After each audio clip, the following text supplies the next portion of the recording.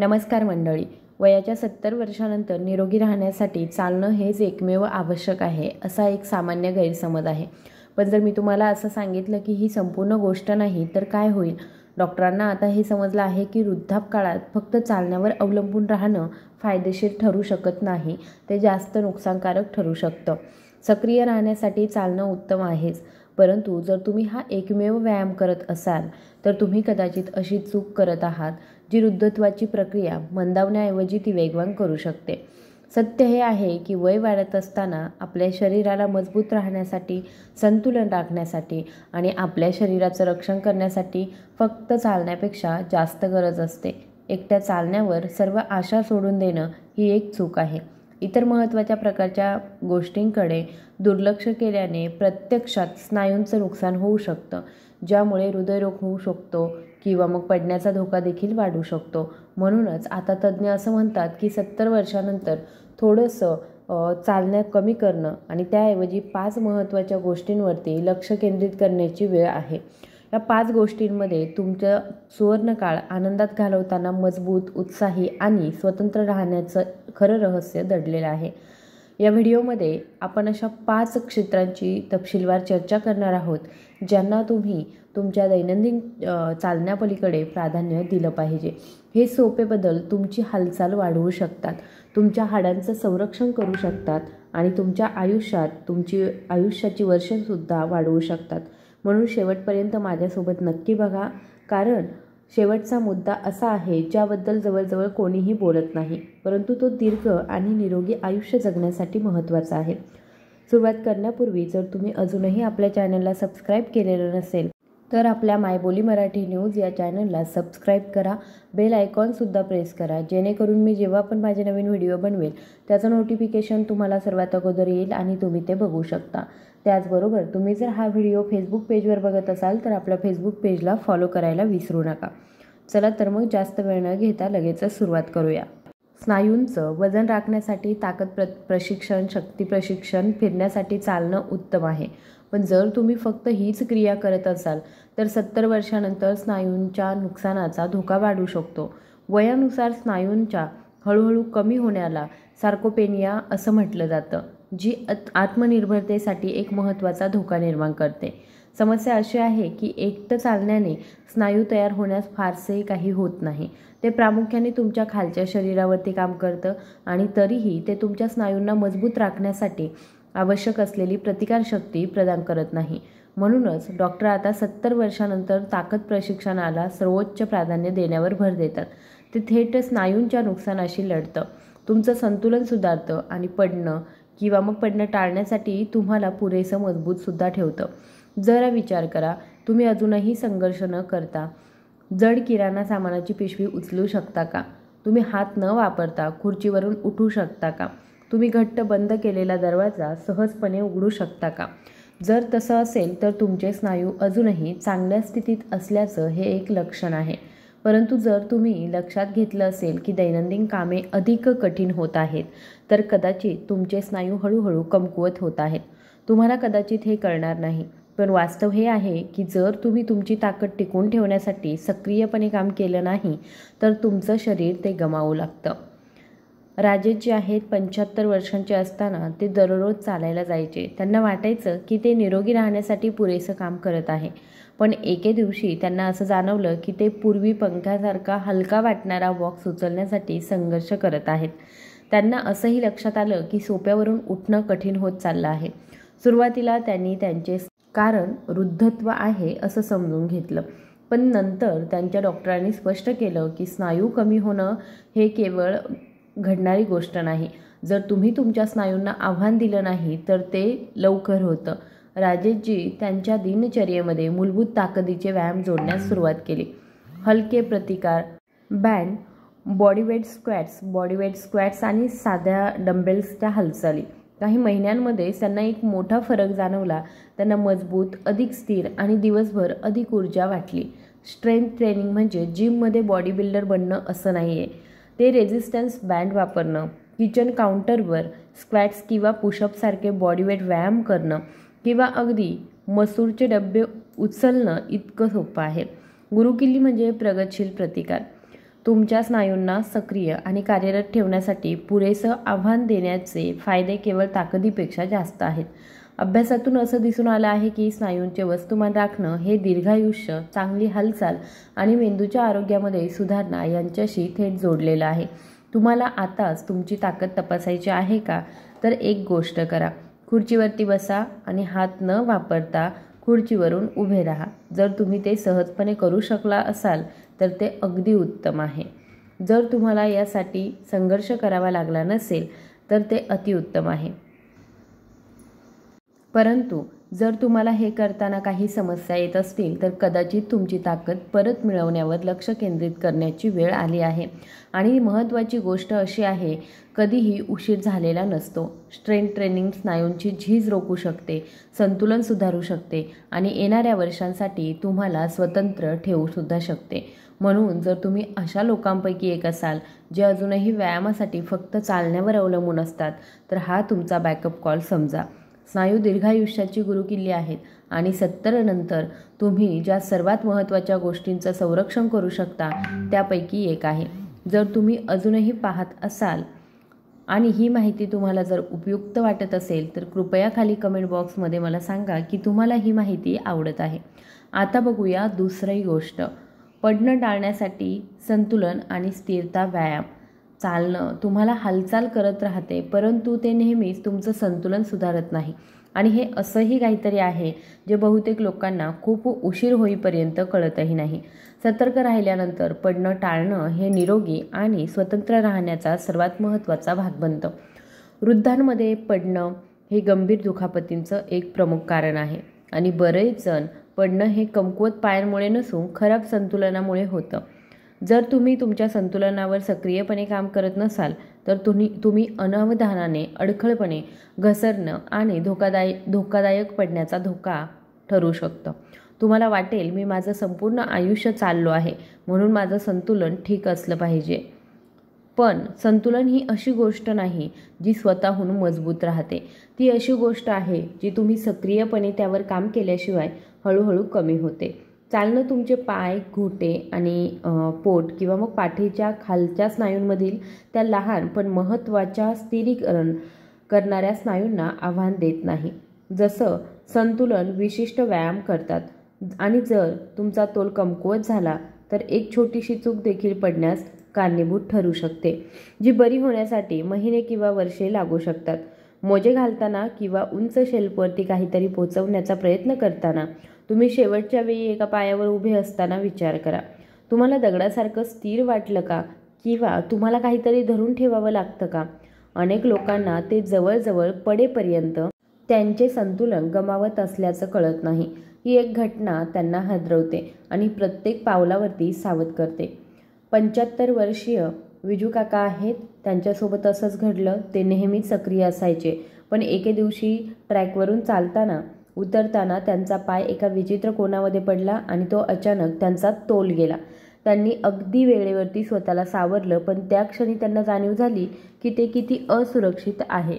त्यांच्या डॉक्टरांनी त्यांना सांगितलं की एका पायावर उभं राहणं, त्यांचं वजन एका बाजूला हलवणं किंवा नियंत्रित हालचालींचा सराव करणं यासारखे साधे संतुलन व्यायाम त्यांना त्यांची स्थिरता पुन्हा निर्माण करण्यास मदत करू शकतात. काही आठवड्यांमध्येच त्यांना लक्षात आलं की त्यांना त्यांच्या हालचालींमध्ये अधिक मजबूत, स्थिर आणि अधिक आत्मविश्वास वाटतो. संतुलन व्यायामासाठी जिम किंवा फॅन्सी उपकरणांची आवश्यकता नाही. एका पायावर उभं राहणं, सुरक्षिततेसाठी काउंटरजवळ टाचेपासून पायापर्यंत सरळ रेषेमध्ये चालणं किंवा हळू नियंत्रित वजन हस्तांतरणाचा सराव करणं यासारख्या साध्या हालचाली तुमची स्थिरता नाटकीयरित्या सुधारू शकतात. आणि फायदे फक्त पडणं टाळण्यापलीकडे जातात. चांगलं संतुलन म्हणजे चांगले आसन, जलद प्रतिक्रिया, प्रतिक्षेप आणि आणखी चांगले समन्वय, ज्यामुळे प्रत्येक हालचाल अधिक सहज आणि नियंत्रित वाटते. तुमचं संतुलन तपासायचं आहे का? तर हे करून बघा. सुरक्षिततेसाठी काउंटरजवळ उभे राहा आणि जमिनीवरून एक पाय वर उचला. तुम्ही किमान 10 सेकंदांसाठी तरी तुमचा तोल सावरू शकता का? जर ते सोपं वाटत असेल तर ते अतिशय उत्तम चिन्ह आहे. जर तुम्हाला संघर्ष करावा लागत असेल तर हे लक्षण आहे की तुमच्या संतुलनाकडे थोडं लक्ष देण्याची आवश्यकता असू शकते आणि तुम्ही जितक्या लवकर सुरुवात कराल तितकं ते चांगलं होईल. संतुलन ही एक अशी गोष्ट आहे ज्याबद्दल तुम्ही खूप उशीर होईपर्यंत विचार करत नाही, परंतु आताचं प्रशिक्षण दिल्याने तुम्हाला येणाऱ्या वर्षांसाठी मजबूत आणि स्वतंत्र ठरता येईल. म्हणून जर तुम्ही फक्त चालण्यावर लक्ष केंद्रित करत असाल तर आता संतुलनाला प्राधान्य देण्याची वेळ आली आहे. कारण पडणं टाळण्याचा सर्वोत्तम मार्ग म्हणजे केवळ सक्रिय राहणं नाही, तर तुमच्या शरीराला स्थिर राहण्यासाठी प्रशिक्षित करणंसुद्धा आहे. लवचिकता आणि गतिशीलता व्यायाम 3 सांधे निरोगी ठेवण्यासाठी. चालणं तुमचे पाय हालचाल करत राहू शकते, परंतु ते तुमच्या लवचिकतेसाठी फारसे काही करत नाही. आणि हे असे काहीतरी आहे जे 70 वर्षानंतर अत्यंत महत्त्वाचं बनतं. तुमचे सांधे कालांतराने नैसर्गिकरित्या कडक होतात, तुमच्या हालचालींची श्रेणी कमी होते आणि एकेकाळी सहज वाटणाऱ्या हालचाली मर्यादित वाटू लागतात. जर तुम्ही कधी लक्षात घेतलं असेल की तुमचं डोकं फिरवणं पूर्वीपेक्षा जास्त कठीण वाटतं किंवा बुटांचे लेस बांधण्यासाठी खाली वाकणं पूर्वी इतकं सोपं नाही, तर ते तुमची लवचिकता कमी होत असल्याचं लक्षण आहे. जेव्हा तुमची गतिशीलता कमी होते तेव्हा तुमचे स्वातंत्र्य देखील कमी होते. समस्या अशी आहे की अनेक लोकांना हालचाल किती महत्त्वाची आहे हे तोपर्यंत कळत नाही जोपर्यंत ते ती गमावू लागत नाही. एकटं चालणं हे जीवन वाचवणारं ठरू शकतं. ते स्नायूंना पूर्णपणे ताणत नाही, ते तुमच्या सांध्यांना कार्यशील ठेवण्यासाठी आवश्यक असलेल्या सर्व वेगवेगळ्या हालचालींना गुंतवून ठेवतं. म्हणूनच डॉक्टर आता यावर भर देतात की 70 वर्षानंतर लवचिकता आणि गतिशीलता व्यायामासाठी वेळ देणं हे सक्रिय राहण्या इतकं महत्त्वाचं आहे. कारण यामुळे तुम्ही अस्वस्थता किंवा ताण न घेता दैनंदिन क्रियाकलाप करू शकता. तुमच्या कारच्या मागच्या सीटवर शेवटच्या वेळी तुम्ही कधी काही पकडलं किंवा जॅकेट वापरण्याचा प्रयत्न केला का याचा विचार करा. ते आरामदायक वाटलं का किंवा ते तुम्हाला अधिकच कठीण वाटलं? बरेच लोक या लहान बदलांकडे दुर्लक्ष करतात. त्यांना वाटतं की ते फक्त वृद्धत्वाचा भाग आहे, पण प्रत्यक्षात घडत आहे ते म्हणजे तुमचे स्नायू आणि संयोजी ऊती कालांतराने कडक होतात, हळूहळू तुमची लवचिकता कमी करतात. 72 वर्षीय उमाताई आहेत आणि त्यांच्या बाबतीतही तसंच घडलं. ते अजूनही दररोज चालत होत्या, पण कालांतराने त्यांच्या लक्षात आलं की सकाळी अंथरुणावरून उठणं अधिक कठीण वाटत होतं. जमिनीवरती काहीतरी पकडताना त्यांना नेहमीपेक्षा जास्त गुडघे वाकवावे लागत होते. त्यांच्या डॉक्टरांनी त्यांना सांगितलं की हालचाल कमी होणं हे केवळ वयस्कर होण्याबद्दल नाही आहे, ते त्यांच्या सांध्यांच्या त्यांच्या स्नायूंच्या पूर्ण हालचालीसाठी वापर न करण्याबद्दल होतं.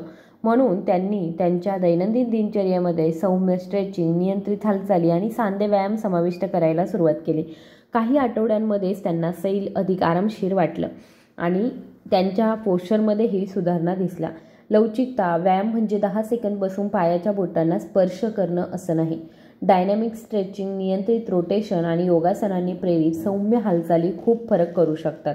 मान फिरवणं, खांदे फिरवणं, गुडघा ते छातीपर्यंत स्ट्रेच करणं किंवा घोट्याचा रोल करणं यासारख्या साध्या हालचाली तुमचे सांधे वंगण आणि वेदनामुक्त ठेवण्यास मदत करतात आणि फायदे कमी कडक वाटण्यास पलीकडे जातात. अधिक लवचिकता म्हणजे कमी वेदना, सुधारित रक्ताभिसरण, चांगली पोश्चरेशन आणि पडण्याचा धोका देखील कमी. तुमची लवचिकता तपासायची आहे का? तर हे करून बघा. सरळ उभे राहा आणि शक्य तितकं हळूहळू तुमचं डोकं फिरवा, एका दिशेने आणि नंतर दुसऱ्या दिशेने. ते आरामदायी वाटतं की कडक वाटतं? जर तुम्हाला बंधने वाटत असतील तर ते तुमची लवचिकता कमी होत असल्याचं लक्षण आहे आणि आता त्याबद्दल काहीतरी करण्याची वेळ आली आहे. हालचाल कमी होणं हे अपरिहार्य नाही. काही मिनिटांच्या फोकस स्ट्रेचिंगने तुम्ही तुमच्या शरीराला येणाऱ्या वर्षांसाठी तरुण, अधिक गतिमान आणि वेदनामुक्त ठेवू शकता. म्हणून जर चालणं हा तुमचा मुख्य व्यायाम प्रकार असेल तर आता लवचिकतेवरती लक्ष केंद्रित करण्याची वेळ आली आहे.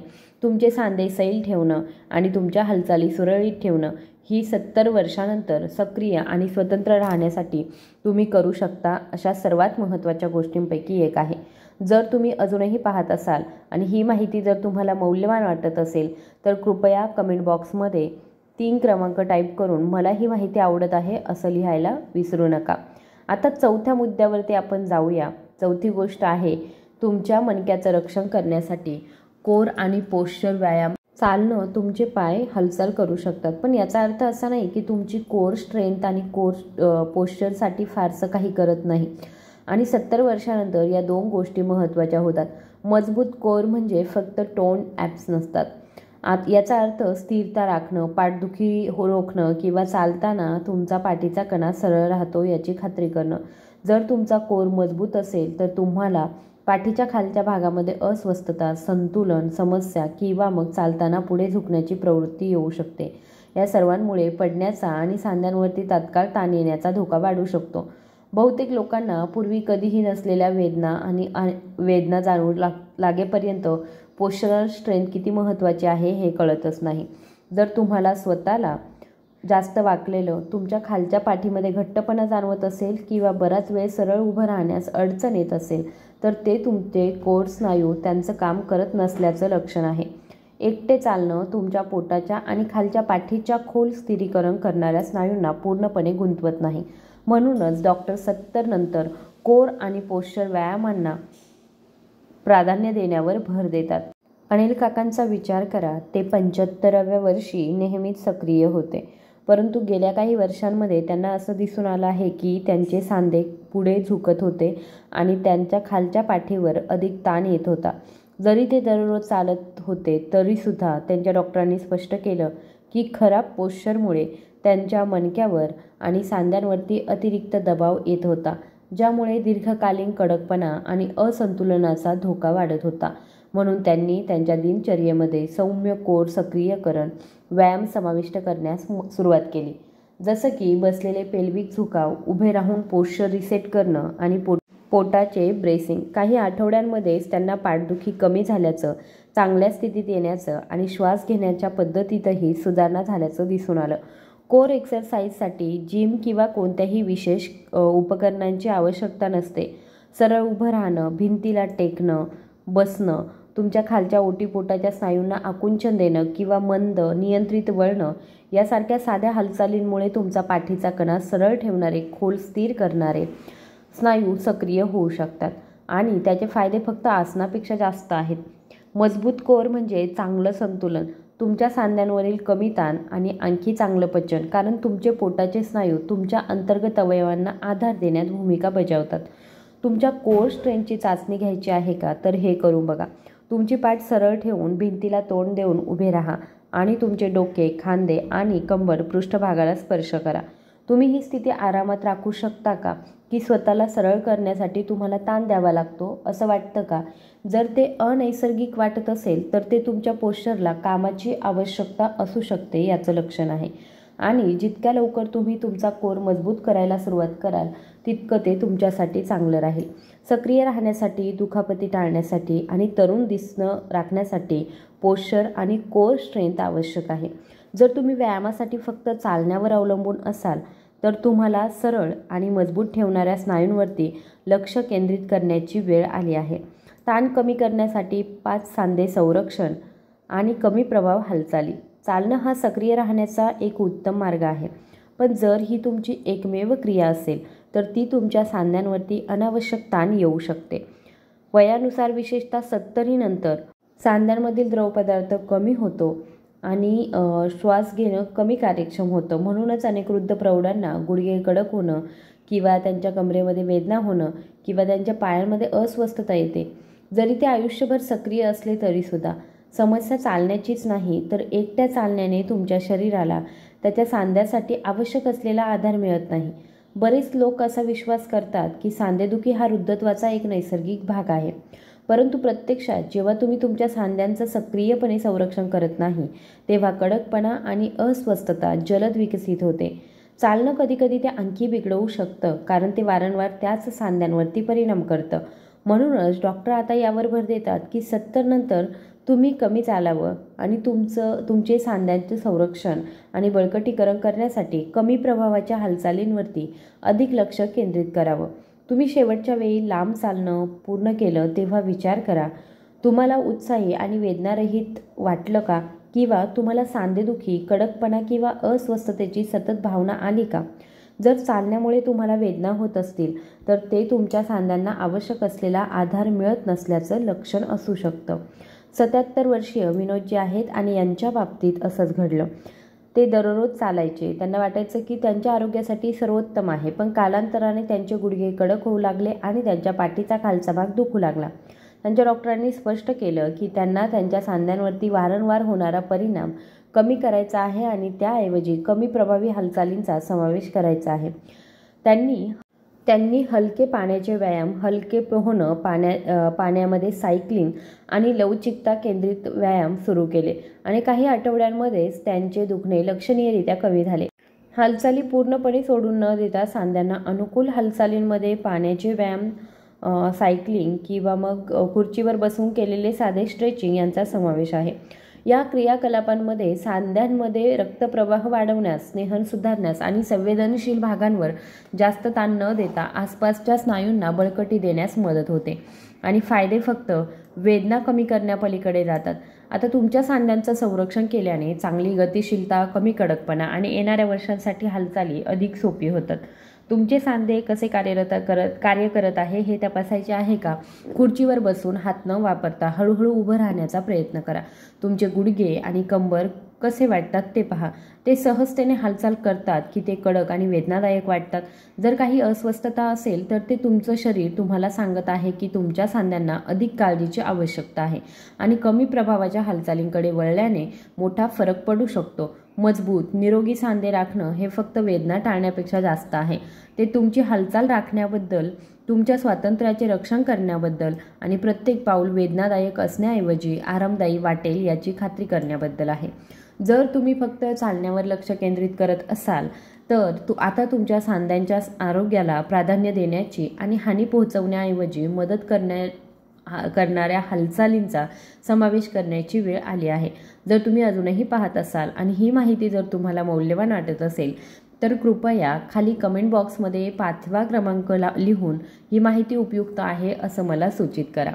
अंतिम विचार आहे तर मंडळी, आपण हा लेख आता संपवणार आहोत. या 5 प्राधान्य क्रमांकांबद्दल विचार करण्यासाठी थोडा वेळ काढा. जर तुम्ही फक्त व्यायामासाठी चालण्यावर अवलंबून असाल तर तुम्हाला कदाचित हे लक्षात आलं असेल की 70 वर्षानंतर तुमच्या शरीराला मजबूत, गतिमान आणि वेदनामुक्त राखण्यासाठी फक्त पावलांपेक्षा जास्त गरज आहे. तुमचे लक्ष स्नायूंचे वस्तुमान जपण्यावर, संतुलन सुधारण्यावर, लवचिकता वाढवण्यावर, तुमच्या गाभ्याला मजबूत करण्यावर असलं पाहिजे. तुमचं लक्ष तुमचा स्नायू आणि सांध्यावरील ताण कमी करण्याकडे वळलं पाहिजे. या अशा गोष्टी आहेत ज्या तुम्हाला येणाऱ्या वर्षांसाठी खरोखर सक्रिय आणि स्वतंत्र ठेवतील. बरेच लोक असं मानतात की वृद्धत्व म्हणजे गती कमी होणं, पण सत्य हे आहे की तुमचं शरीर कोणत्याही वयामध्ये सुधारणा करण्यास सक्षम आहे. तुम्हाला ताकद, संतुलन, लवचिकता किंवा पवित्रा यावर काम करायचं असेल तरी लहान बदल तुमच्या हालचालींमध्ये तुम्हाला कसं वाटतं की तुम्ही किती काळ स्वतंत्र राहता यामध्ये मोठा फरक करू शकतात. मुख्य म्हणजे आतापासून सुरुवात करणं. स्नायू, संतुलन आणि सांध्यांचं आरोग्य एका रात्रीत कमी होत नाही, ते हळूहळू घडतं. पण चांगली गोष्ट ही आहे की याचा अर्थ असा आहे की तुमच्याकडे ते कमी करण्याची किंवा उलट करण्याची शक्ती आहे. तर या 5 गोष्टींपैकी तुम्हाला कोणत्या गोष्टीमध्ये सर्वात जास्त लक्ष देण्याची आवश्यकता आहे? तुमची ताकद, संतुलन किंवा गतिशीलतेमध्ये तुम्हाला काही बदल दिसले का? मला तुमच्याकडून ऐकायला आवडेल. म्हणून आज मी तुम्हाला शिकवलेल्या एका गोष्टीबद्दल आणि तुमच्या आयुष्यात ते कसे प्रत्यक्षात आणायचे आहे याबद्दल एक कमेंट नक्की करा. तुमचे विचार माझ्यासाठी महत्त्वाचे आहेत, म्हणून ते थेट शेअर करण्यास अजिबात संकोच करू नका. तुमची कमेंट वाचून मला खूप प्रेरणा आणि प्रोत्साहन मिळतं. जर तुम्हाला हा व्हिडिओ आवडला असेल आणि ही माहिती उपयुक्त वाटली असेल तर कृपया लाईक करा आणि शेअर देखील करा.